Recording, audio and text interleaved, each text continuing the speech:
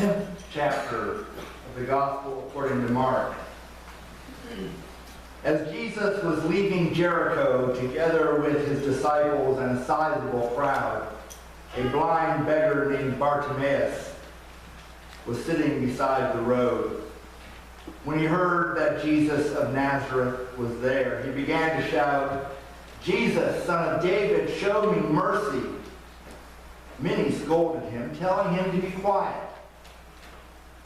But he shouted even louder, "Son of David, show me mercy." Jesus stopped and said, "Call him forward."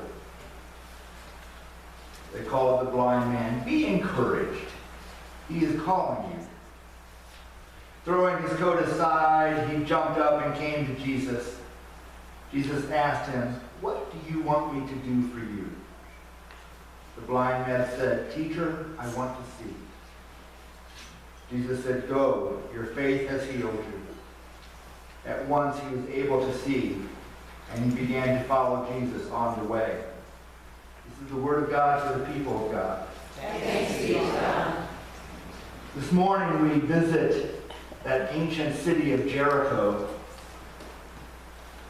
It is one of those places that appears to us 70 times in the scriptures.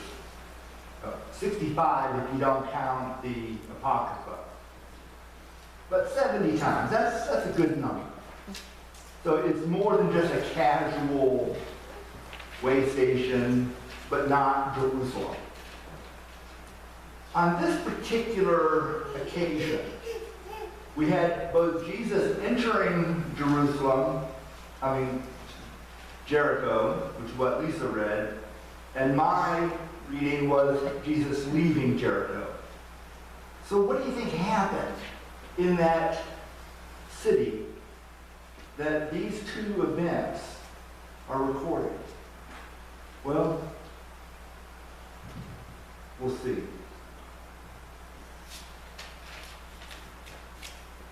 Jesus, as he entered Jericho,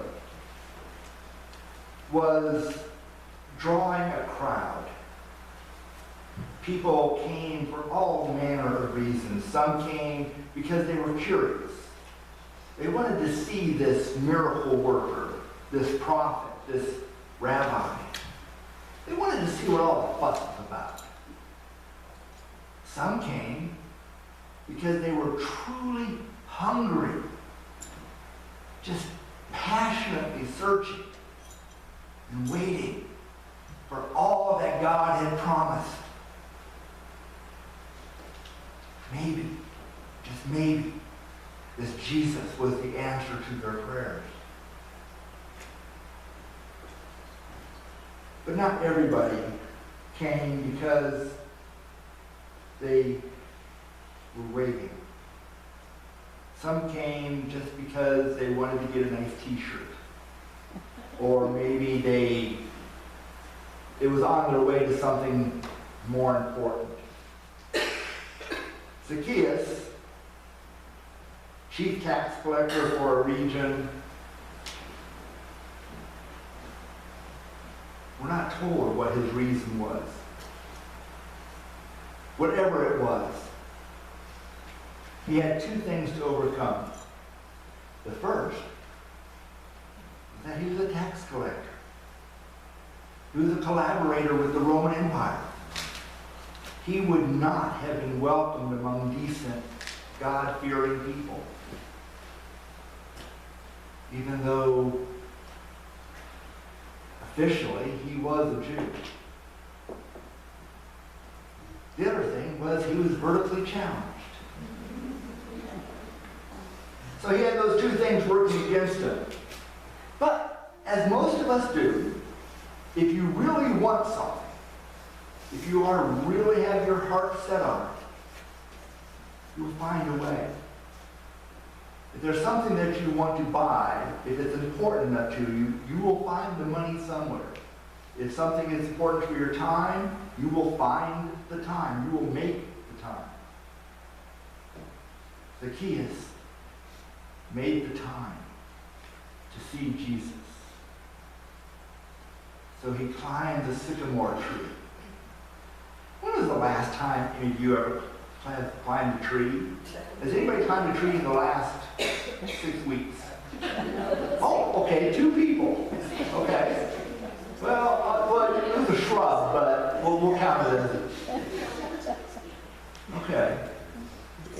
Well, he climbs this tree, and there he can see this event unfolding before him. Jesus, Rabbi, teacher, Messiah. Oh, what a scene it must have been. Was his curiosity sated? Was it, okay, now I've seen all the fusses about, I can go back to work. Whatever he had planned for the rest of his day, whatever he had planned for the rest of his life, seeing Jesus changed everything. Because when Jesus saw him, he could not go back. Because Jesus saw him as he was and spoke to him. Think about what that would be like. The most famous person you would like to meet. And they call you by name. That's kind of cool. I'm going to eat with you today. I'm going to stay in your house. Jesus saw Zacchaeus. Zacchaeus saw him. There was a connection. But, this is the comma in this passage. Other people saw what was happening. But they didn't see a child of God. They didn't see grace unfolding before them. All they could see was, this person isn't good enough. Think about that. How many times do we see somebody but don't see them? Don't see any value in them. Don't see any value in what they're wearing or the language they're speaking or who they're married to or who they voted for. None of that. All we see is what we want to see and that they're not good enough. But Jesus, with his eyes on what is truly important, and that is bringing us back into a relationship with God, says salvation has come to this house. For this, pointing to Zacchaeus, is a son of David.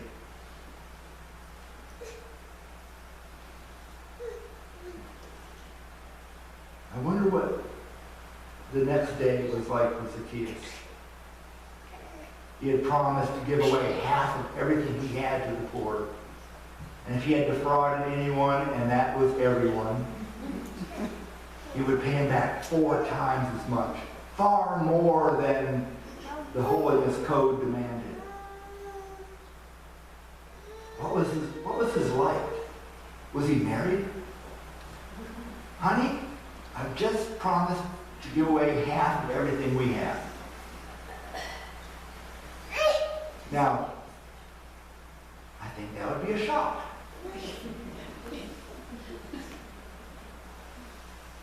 But I gave it away because God saw me. It's kind of hard to argue with that. Well, I'm sorry, but God couldn't see that much. Oh, but God does. And so when Jesus is leaving the town, he encounters another sight. A blind man sitting by the side of the road. Bartimaeus, whose name means son of Timaeus, says, "Son of David, show me mercy." Now, he recognizes that Jesus is sent by God. But he calls Jesus not Messiah, not Master, not Teacher, but Son of David. This was a title that Mark doesn't use willingly, because it had political connotations. Initially, it meant something far holier. But here, Son of David referred to the reestablishment of the Davidic line, that the kingdom would be restored to Israel, that the Romans would be pushed out. Jesus does not answer that call or that attribution. And so Bartimaeus says it again, show me mercy. And Jesus stops. I want you to notice something that Jesus does here. He doesn't correct Bartimaeus. He doesn't say, don't use that title. He doesn't scold him because he used the wrong salutation. He sees him as God sees him. What must that have been like? If you're one of those people walking along with Jesus and he sees something that you don't, call him forward, Jesus says. Oh, okay. If Jesus says it's okay, it must be okay. So, hey, be happy, he's calling you. The man still can't see. But he knows that this Jesus is able to show mercy in a way that nobody else passing by the street that day would have been able to show, or was willing to show, or had the means to show. And Jesus asks a very simple question. In fact, that same question is asked of each of us. What do you want me to do?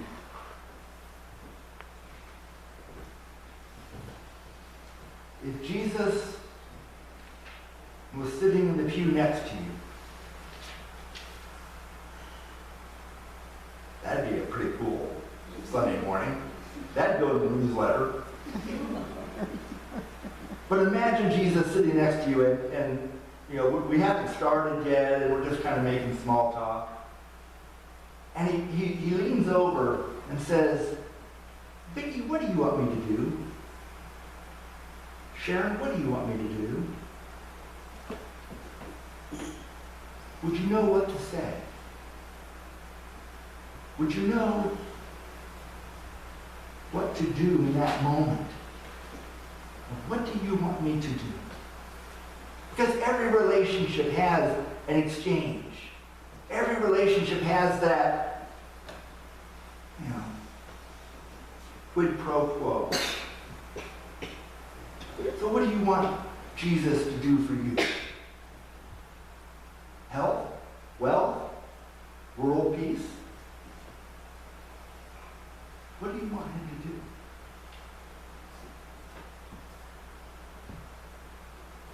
The man asks for one simple thing.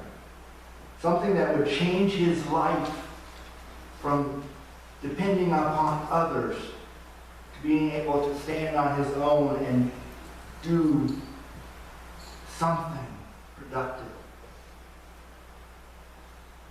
He simply says, I want to see. Jesus says, done.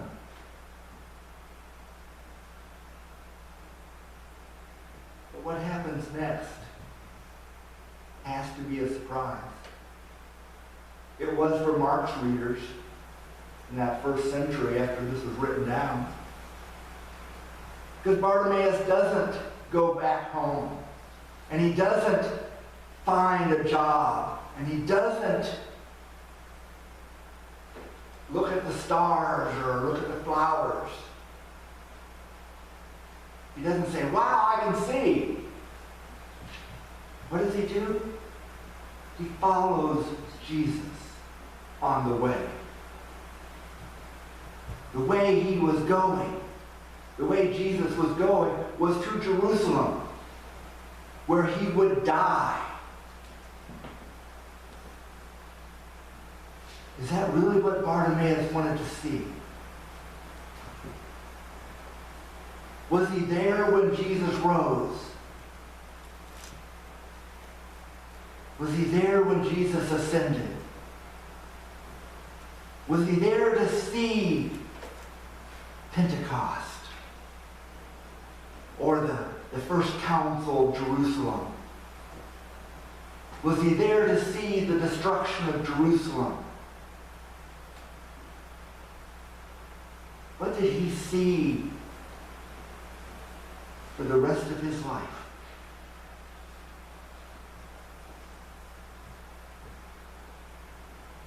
We know that he followed Jesus with the one gift that he had been given. According to the tradition, he saw all that and more.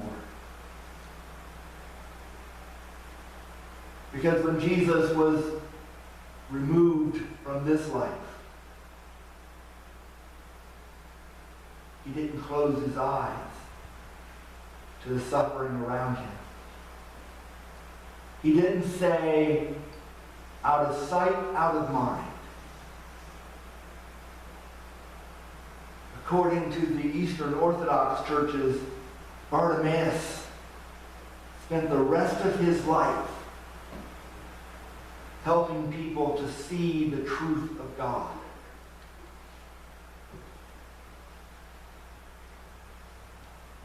What a gift he was given, the ability to see.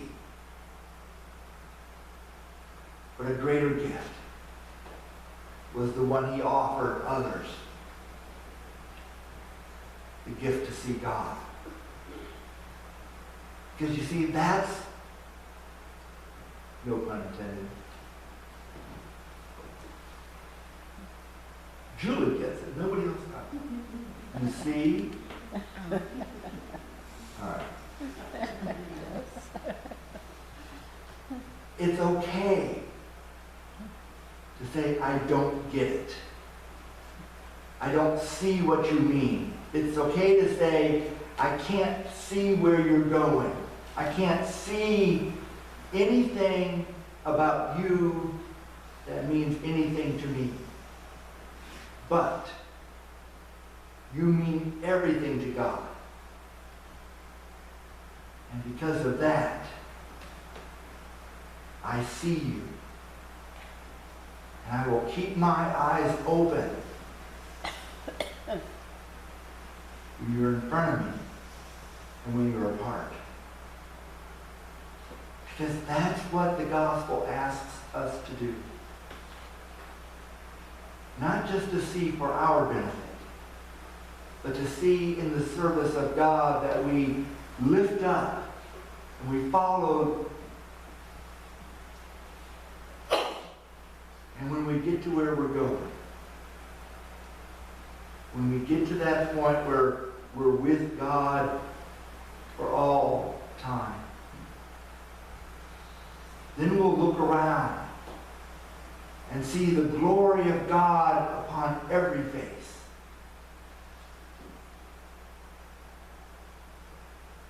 And then we'll say, now